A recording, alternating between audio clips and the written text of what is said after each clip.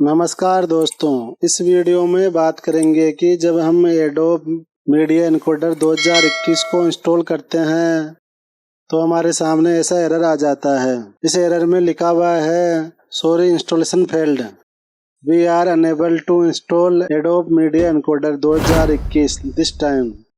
Error code 182।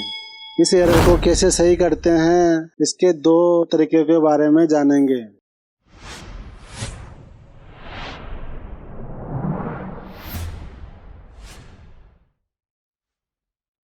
First तरीका, इस file को रीनेम कर लेना है और इसमें कोई भी नाम टाइप कर देना है। फिर इसे इंस्टॉल करेंगे तो ये इंस्टॉल होने लग जाएगा।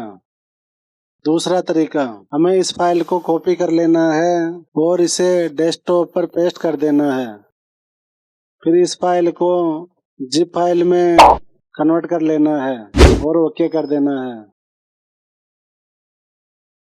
फिर इसे डिलीट कर देना है। एक्सट्रैक्ट फाइल पर क्लिक करके एक्सट्रैक्ट कर लेना है और ओके कर देना है। इस फाइल को ओपन कर लेना है। फिर इसे इंस्टॉल करेंगे तो हमारा एडोब मीडिया एनकोडर इंस्टॉल होने लग जाएगा। दोस्तों, आपको वीडियो अच्छा लगा हो तो इस वीडियो को लाइक, कमेंट, शेयर करके हमारे चैनल को सब्सक्राइब कर दीजिए।